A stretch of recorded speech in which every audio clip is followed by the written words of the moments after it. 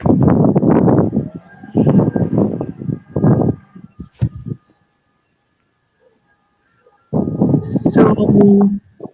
are we live now?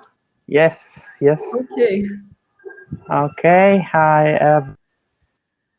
You should be now live. Okay, this is the last session of. I'm sorry for this noise.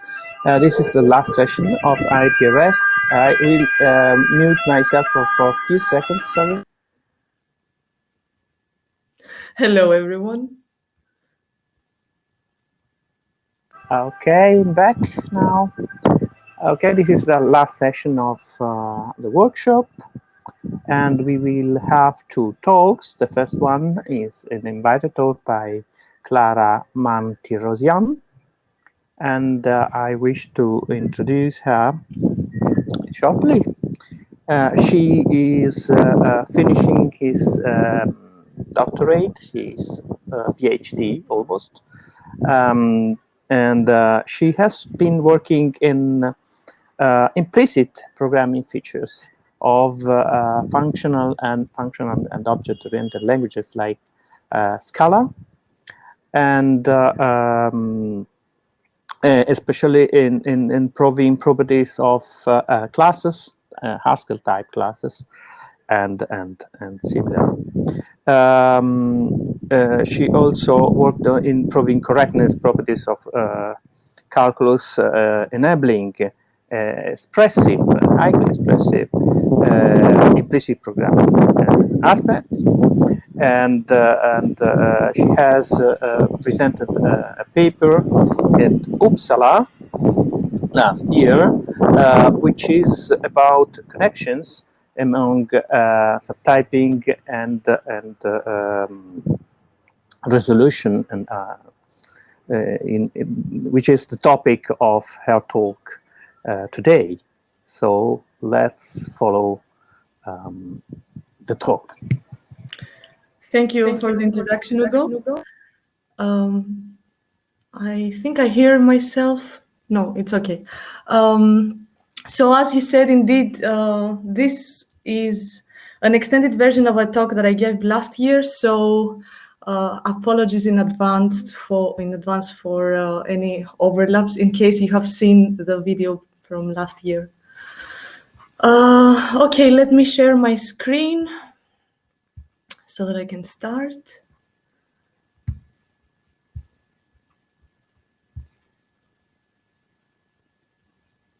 I think now you see my screen.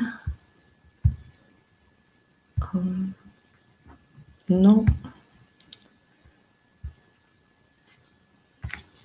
Let me make it full screen. Okay, so in this talk we will see how we can use intersection types to unify two programming language mechanisms that have been considered independently from each other. The two mechanisms are resolution and subtyping. And the marriage in the title refers to this unification. So first, I will give some background and some context. I will talk about a little bit about resolution, subtyping, and intersection types. And I will stay a little bit more on the merge operator. And on the second part of the talk, we will gradually arrive at a system that performs both resolution and subtyping through one and the same mechanism. And we will see what are the offsprings of this marriage. Okay, so off we go. Resolution is an idea that originates from logic. To give a simple example, if we have a fact that it rains, and if we also have a rule stipulating that when it rains, the grass is wet, resolution is the technique that combines these two pieces of information to generate a new fact that the grass is wet. This idea is borrowed in programming languages, only now instead of facts and rules, we have expressions along with their types, which live in an implicit context. Sorry, just a question. Can you see my cursor? I'm moving it around. Okay, I don't get any answer. I hope you do. Anyway, type-driven resolution uses type information We do, we do. You do, okay, good. So type-driven resolution uses type information to synthesize expressions from those in the implicit context. And again, to give a simple example, suppose we have the implicit environment that we see here, which contains a Boolean b and a bool to int function, and say that we ask for an implicitly inferred integer.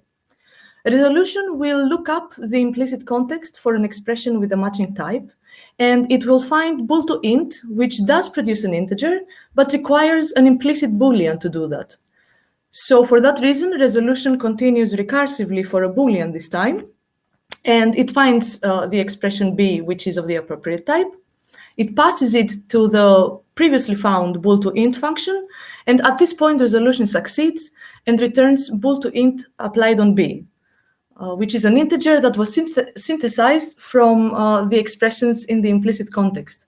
Now, languages that employ mechanisms like this one enable some form of implicit programming, by which I mean features that allow the programmer to omit certain expressions from their code. And example features of implicit programming are Haskell's type classes, Scala's implicits, and Java's interfaces, among others. So what's nice about having implicit programming in a language is that it makes the code more concise, it makes it easier to read, and it relieves the programmer from writing boilerplate code. I mean, usually the omitted code is boilerplate code. This omitted code is then can be automatically synthesized through the resolution mechanism. Now, subtyping, on the other hand, is omnipresent in object-oriented languages. I guess most, if not all of you, are familiar with the concept, since intersection types usually come together with a subtyping relation.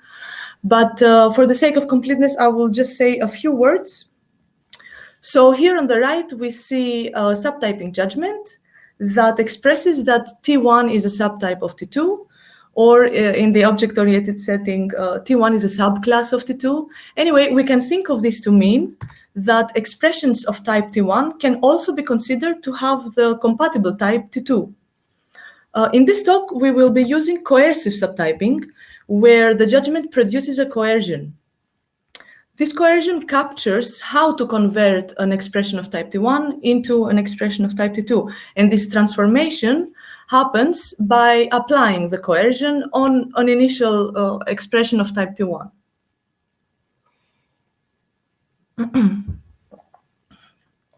So these two mechanisms have been studied in isolation from each other, for the most part at least. Yes, they have been studied independently from each other. But there are languages that support both features. And when this happens, the two features can interact. So in our studies, we have missed this interaction. And here I have a small example of what kind of interactions may happen. Here I have Scala code, where Scala, by the way, is a language that supports both features.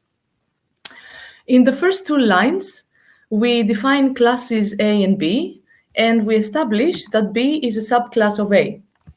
The coercion C here acts as a function that expects an object of class B and returns an object of class A by dropping all the additional information. In the next line, we define objB, which is an object of class B, and the implicit keyword inserts this object in the implicit context. Finally, in the last line, we ask for an implicitly inferred object of class A. Now, resolution alone here would fail because we're asking for a class A thing, while the implicit context contains a class B thing, and the two types do not match, they are not identical. However, if the information in the implicit context is combined together with subtyping, then the mechanism succeeds because it can pass objB to the coercion C, and thus it can return an object of the desired class. So when both features are supported, we would like resolution to take subtyping into account because this makes our language more expressive. Now, intersection types appear in the late 70s, and since then they have been studied, and they are still being studied in various ways and for various purposes that I will not go through in this talk. But I recently found out about this paper by Bono and Desani. So if you haven't read it yet, go ahead. It gives a nice overview of the several applications of intersection types. Unfortunately, the unification story that follows in this talk is not mentioned in this paper. So I guess I can say that this talk will be yet another tale of intersection types, but one that you will not hear about in that publication. Anyway, back to the topic. Intersection types were first considered as an extension of the syntax of types only, but Reynolds used intersection types he used intersections in the type level together with a merge operator in the term level. And with these two constructs, he enabled overloading in Forsyth. However, he posed a restriction in the use of the merge operator, and namely, he allowed two expressions to be merged only when the second operand is a lambda abstraction or an object construction. Later on, other languages with a merge operator were developed, but again, this operator was overly restricted. For example, Tsuiki and Castagna study overloading of functions only in these two works. Though this can extend to records as well, with an appropriate encoding of records as overloaded functions. But my main point is that there was a reason for these restrictions, and that reason was to eliminate ambiguity in overloaded expressions. And we will see ambiguous examples in a few slides. Important for this talk is the work by Dunfield in 2012, who studied the meta-theory of a language with an unrestricted merge operator.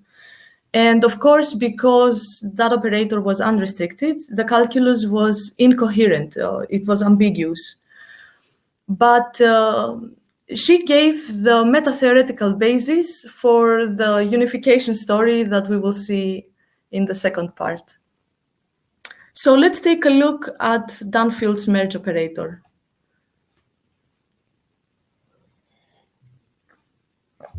With this operator, we can take two expressions of possibly different types, like the integer 1 and the Boolean true, and we can merge them.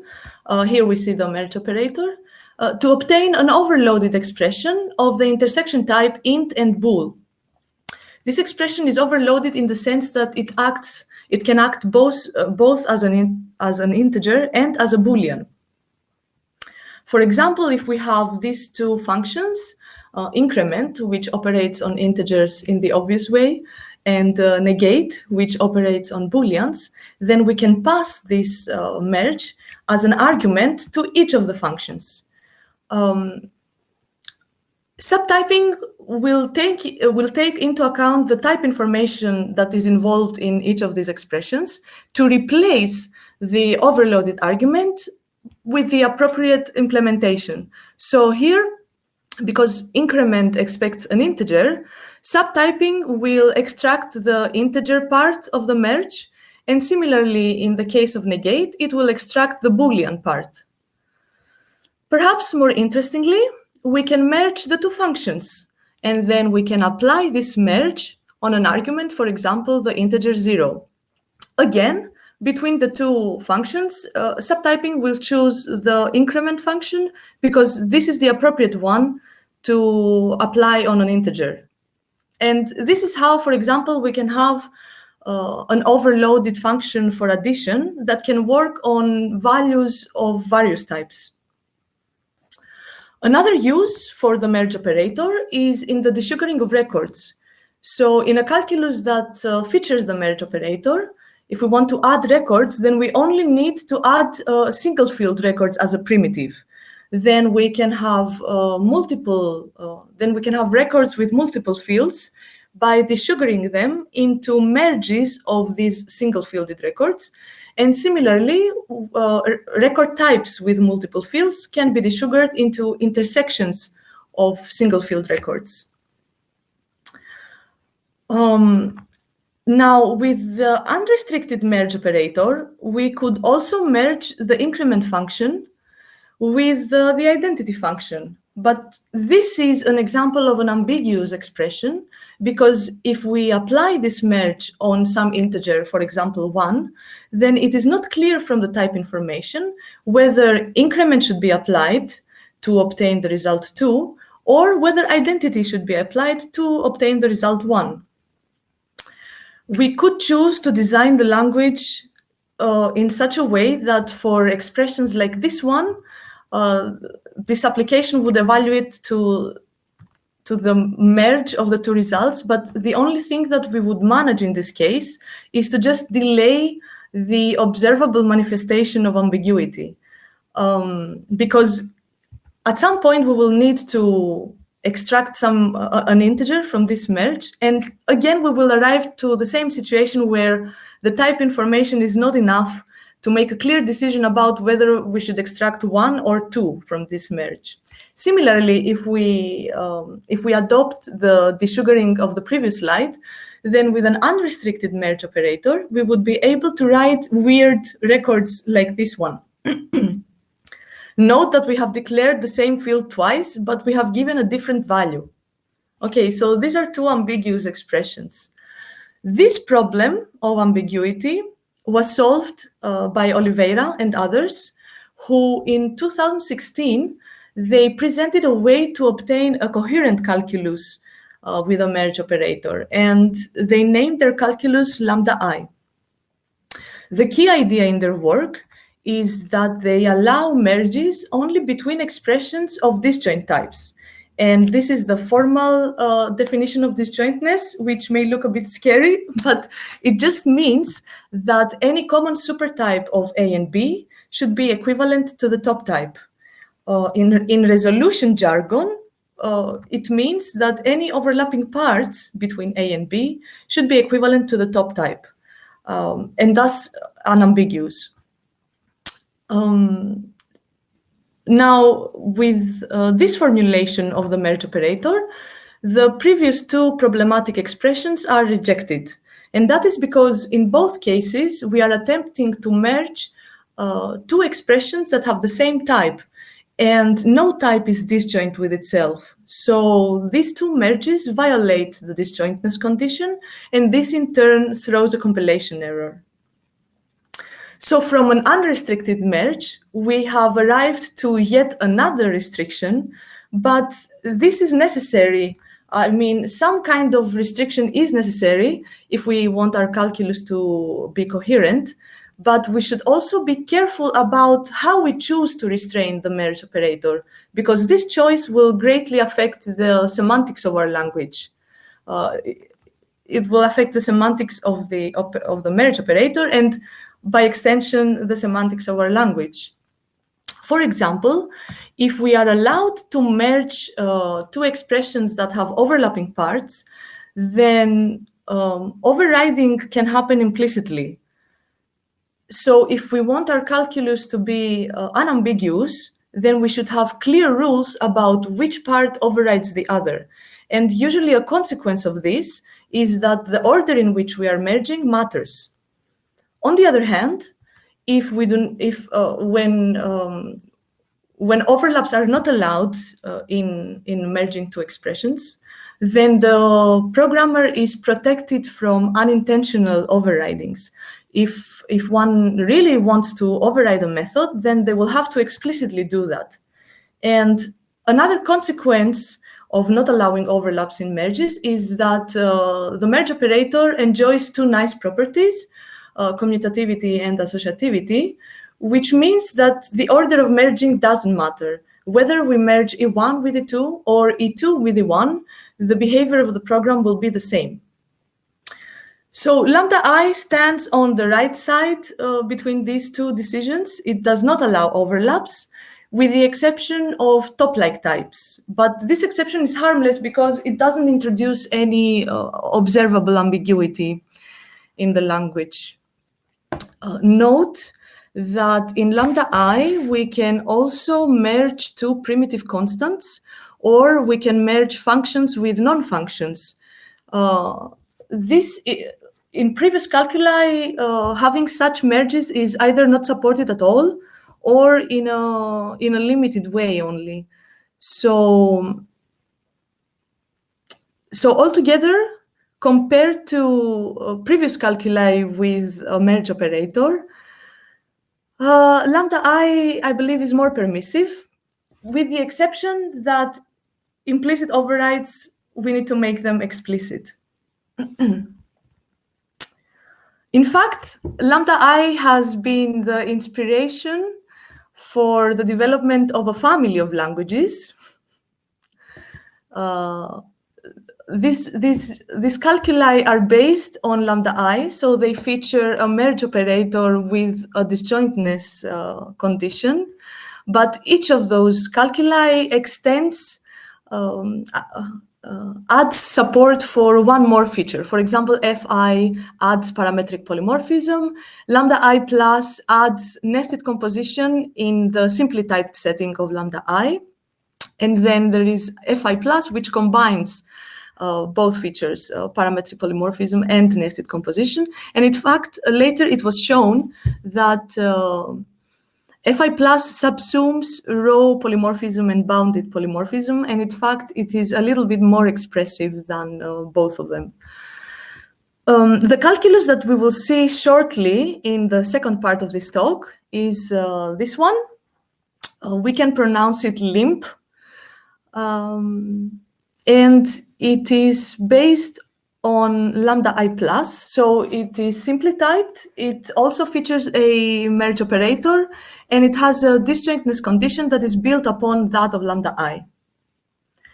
So let's see how, within 3 steps, resolution and subtyping unite in the church of intersection types.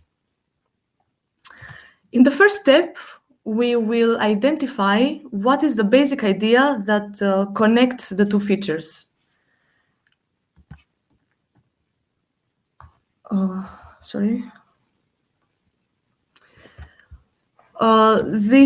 idea that connects the two features is that we can express a resolution as subtyping if we take the subtyping judgment on the right and we interpret its left-hand side as the type of the implicit context and the right-hand side as the wanted type. Then the produced coercion witnesses how to extract an expression of the desired type from an implicit context of the given type. A notable difference is that in resolution, the implicit environment already contains the implementations, while subtyping only considers the type of the implicit environment. But this is fine because we can separately provide the implementations, and we do that usually as merges. And then we can express that, for example, from this merge, we want to extract an integer by just annotating the merge with int. This type annotation will trigger subtyping for this judgment, which in turn will produce this coercion.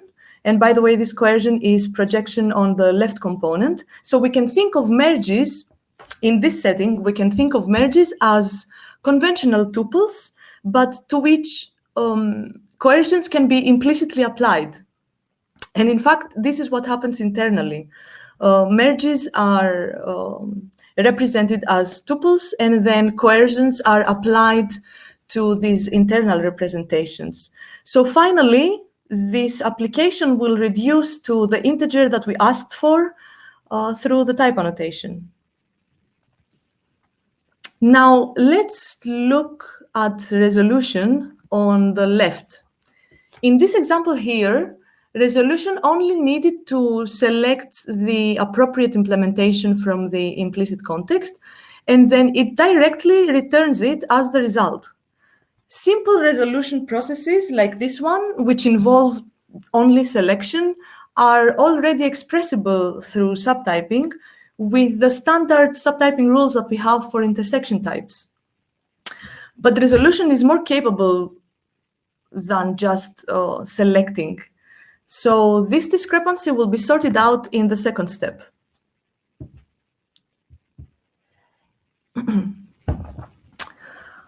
Let's take a look at the first example of resolution that we saw, which is a little bit more involved because here resolution had to choose two expressions and apply the one to the other.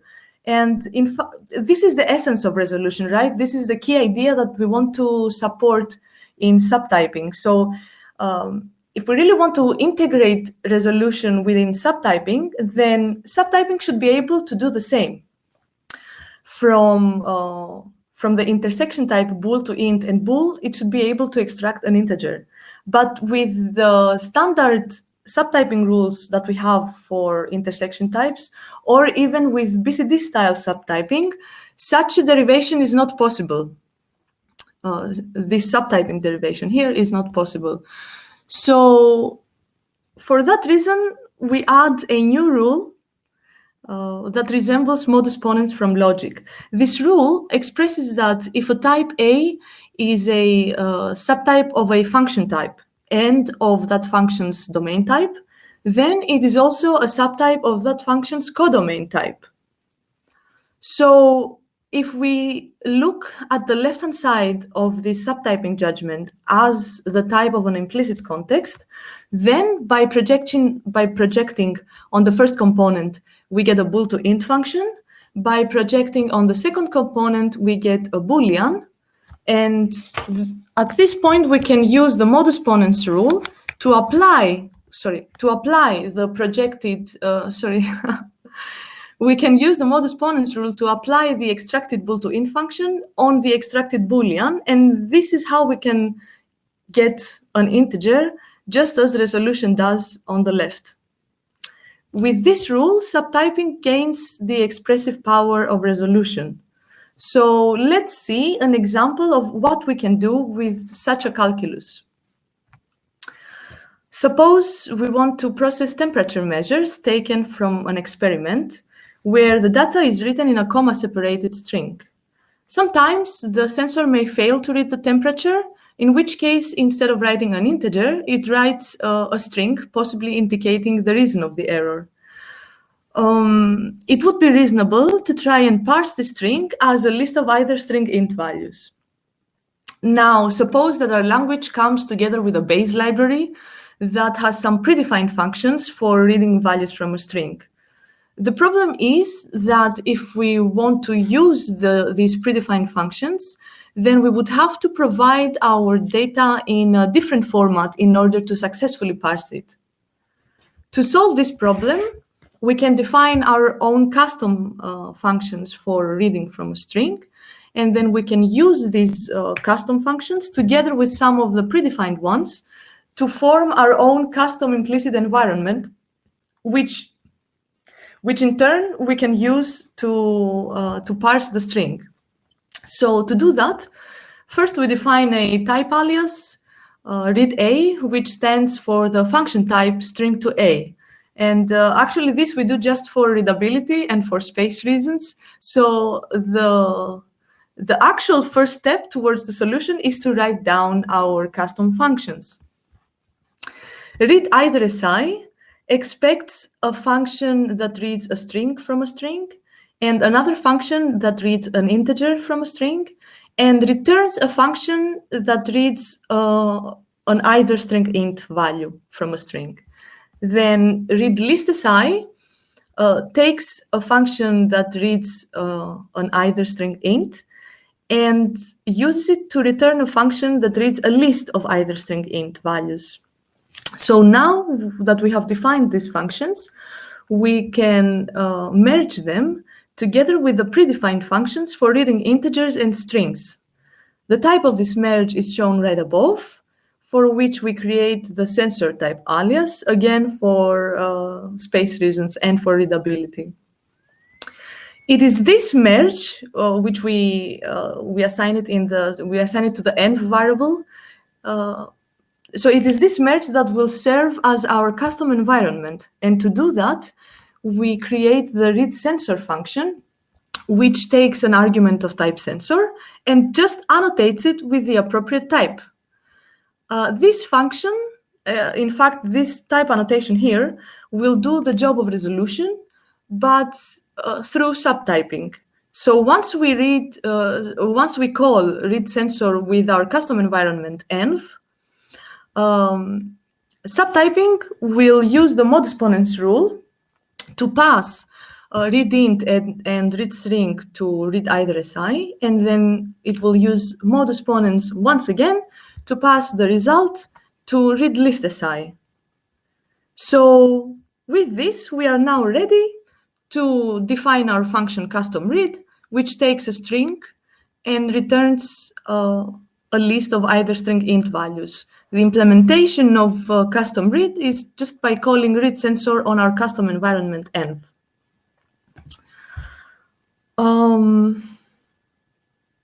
Another thing that we can do to emphasize, and this I'm saying just to emphasize a point that I will make a bit later, we can also define a function that takes two sensor environments and a string and tries to parse the input string with both of the environments, because maybe we are not sure about the format of the input string. So as we saw in this example, we can create implicit environments as merges, but merges are expressions just like any other. And in fact, any expression in this calculus is a potential implicit environment. The moment we annotate an expression with a type, we can view it as an implicit context.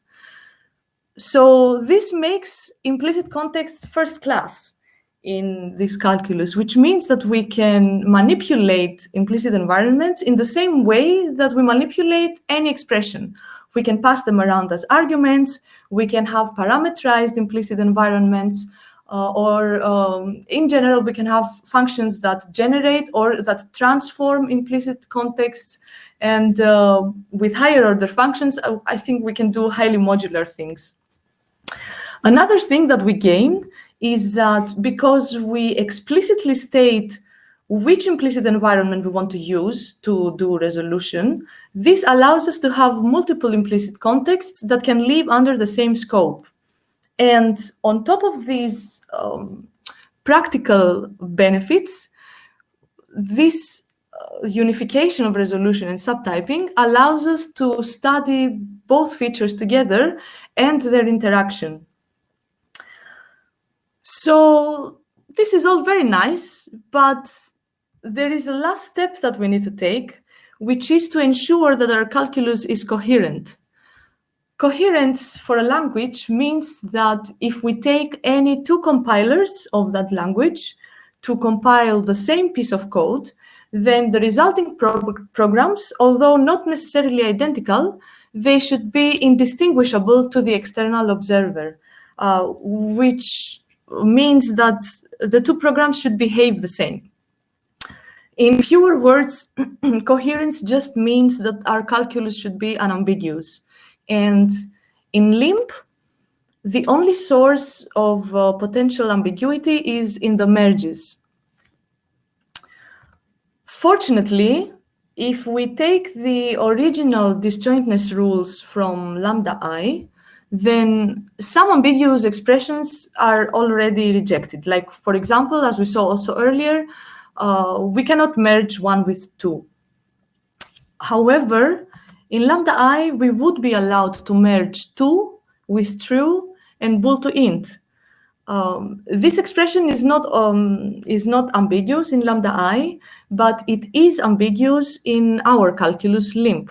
And that is because if later we annotate this merge with int, then there are two ways to extract an integer. One way is by projecting on the first component of the merge, and another way is by using modus ponens on the second and the third component of the merge.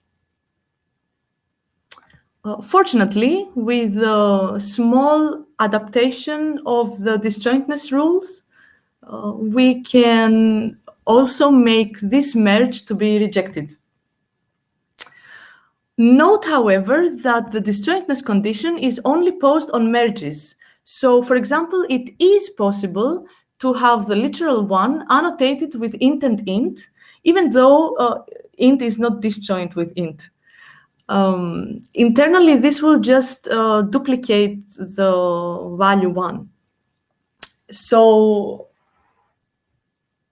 ambiguity will not be introduced, because whether we use the first component or the second component of that produced tuple, it won't matter. We will get back the same value anyway.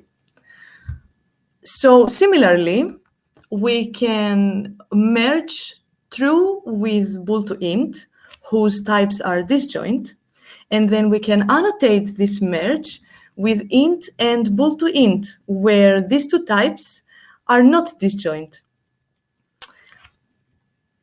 Now, this intersection type is, sorry, I forgot to mention. So once we annotate this merge with this type, int and bool to int, this will produce internally a tuple whose first component will be the result of a modus ponens application between true and bool to int.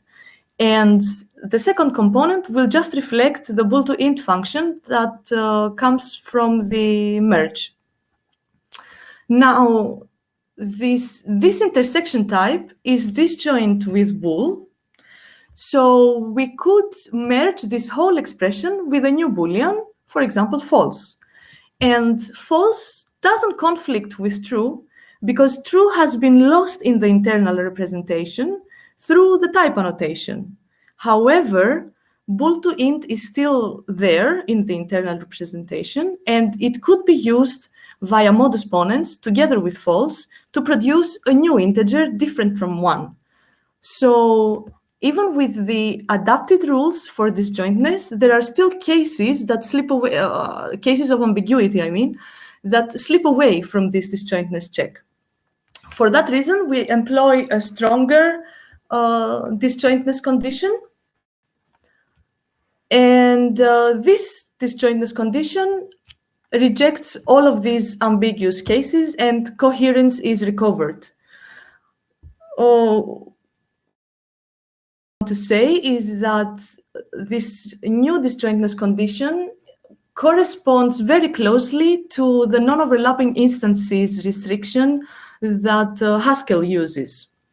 So with this, resolution and subtyping can live happily ever after. And this is the end of the talk. Thank you for your attention.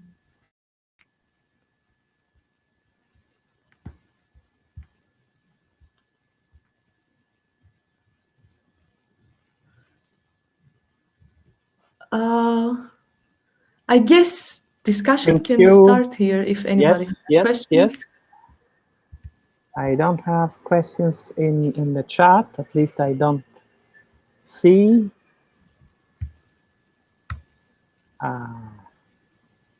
Let me just.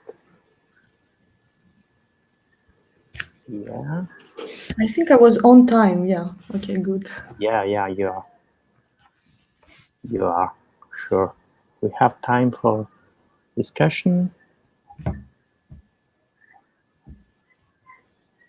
Okay, I will start asking you some.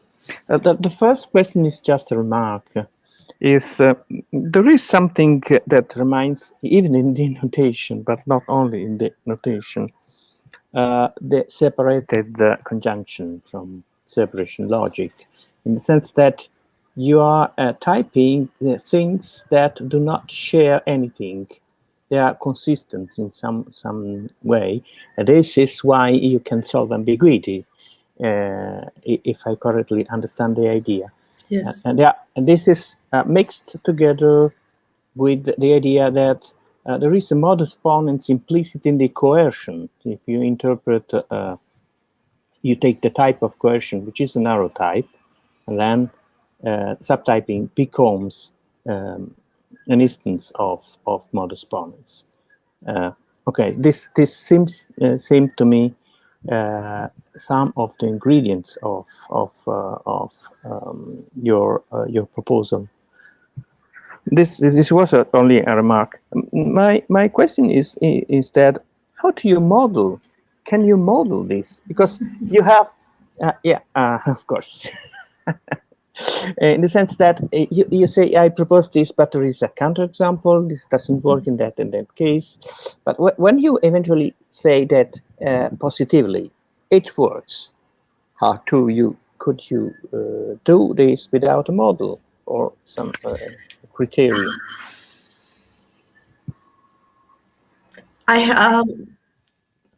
So there has been work that uses denotational semantics for modeling subtyping or calculi with subtyping, and there has been also work that uses denotational semantics again for modeling languages that support resolution. But I haven't seen any work that tries to find some denotational semantics for a language that supports both. And I am not familiar with denotational semantics. I have been working mostly with operational semantics. And in fact, with elaboration semantics, where the calculus that we study is a source language, which translates to a core language. And this is also, in a way, I presented this also in the talk. So we do use an operational semantics for, we do use elaboration semantics for this calculus, and we are using these semantics to prove coherence, and we are using also logical relations to do that. Though, how can I say this? Perhaps we haven't formulated the logical relation well enough, because it doesn't capture this non-overlapping instances restriction that we have adopted. But yeah, with elaboration semantics, it is easy to model the language. With denotational semantics, I wouldn't know.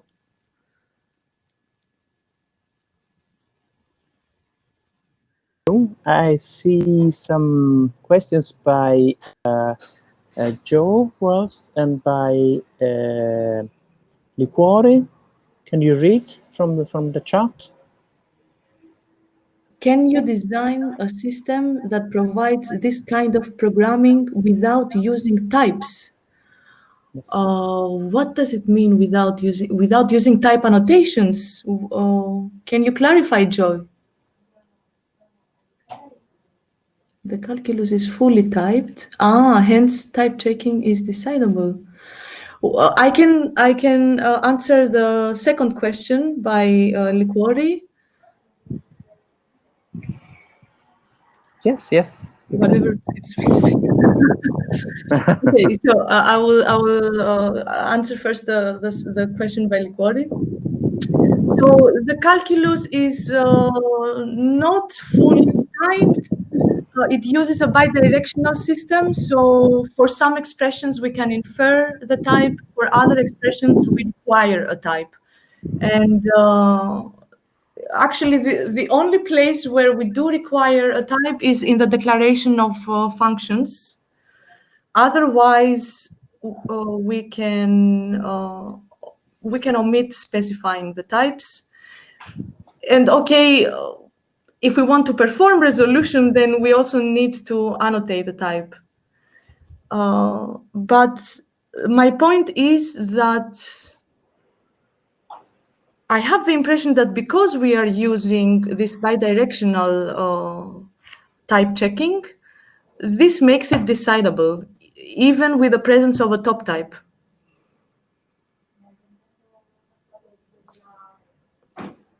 So, next question. Right. Okay. The question by Joy is quite interesting. how could we do resolution without types? I mean, at least type-driven resolution needs types, right?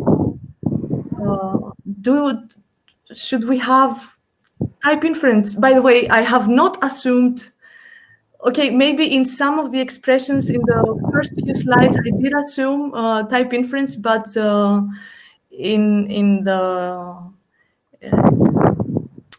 in the research work where we present the calculus, we do not show for inferring types. We only have this bidirectional system. Clara, there is also a question by Jeremy. Can you read? I hadn't noticed. Before? Can things like scrap your boilerplate be expressed in your system? What is scrap your boilerplate? That I don't know. Until I get an answer for that, I will try to answer other questions. Can you require that if one of a set of attached converters is used, that they are all removed as being used up?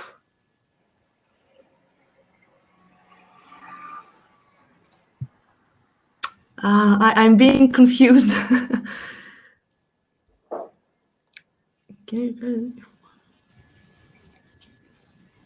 Joe, maybe you can unmute yourself. Yeah, exactly. I was and ask directly your question.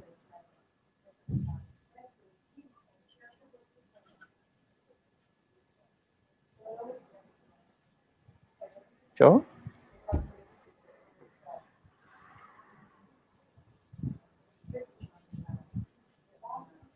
Well, perhaps we cannot. Okay. Now I have one last question for me because I have to move to the other backstage of the incoming talk.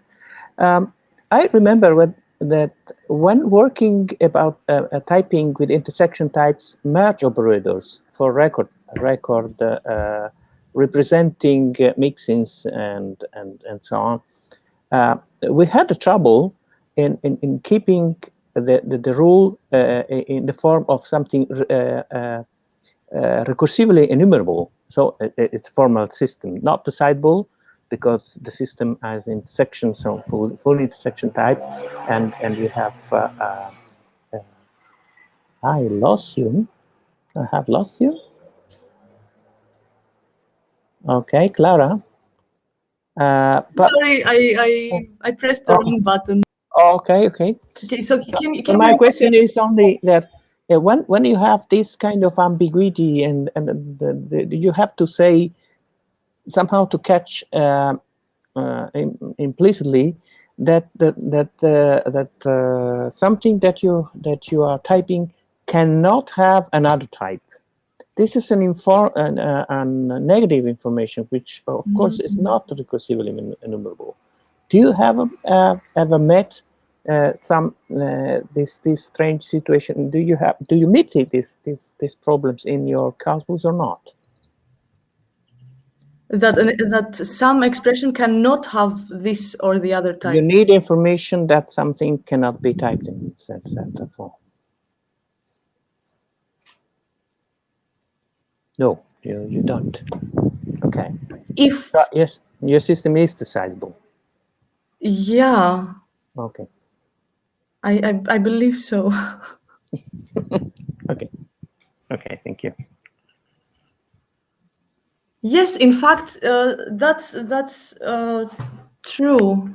Type checking is decidable, and we also have figured an algorithmic version of subtyping that also terminates with a yes or no answer.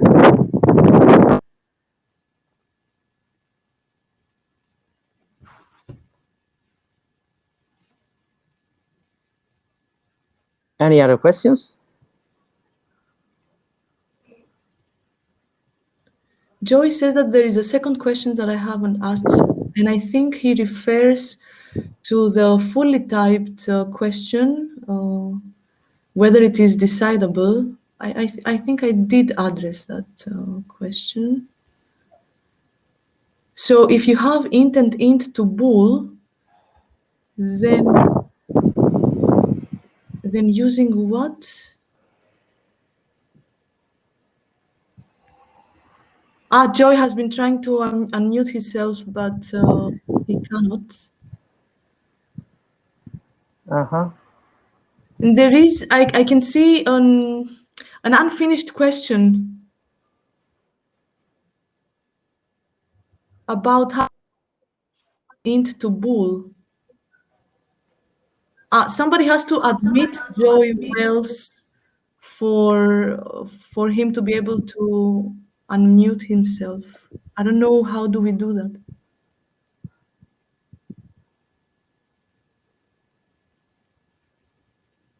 I think that it's a limitation in the sense that if you are not a chair or a presenter, you cannot unmute yourself. It's Maybe this is a feature of the application. But Joy, if you want later in some discussion, we can try to. I mean, in some room, we can try to discuss about. Raphael, can we unmute some participant, attendee, or probably this can be done only if should have appeared asking for to admit. Joe doesn't. I can't see. I don't see. Doesn't appear for me either. Just no, let me no, check. there is no request here. I guess you can continue in the in the discussion room. In the discussion room, and there it's open, so you can speak directly. Yeah. Does it mean that that I have to leave here and go to a different room? So, 30 seconds before the broadcast ends, it will show a pop-up to stay here for the next talk or leave to a discussion room. So you choose the discussion room option and it will take you there. Okay, I hope this will work, because all the previous times, this choice that everybody says that we can use, I've never seen it. So Julio is asking, I am forced to what does it mean to raise the raise hand in this setting? Because I raise the hand and stay muted. It's strange. There's a message that says check. Yes, a pop-up should have appeared, but I can't see anything. Yeah, it doesn't appear for me as well. Okay. So it's not me. Yeah, it's not you. Anyways,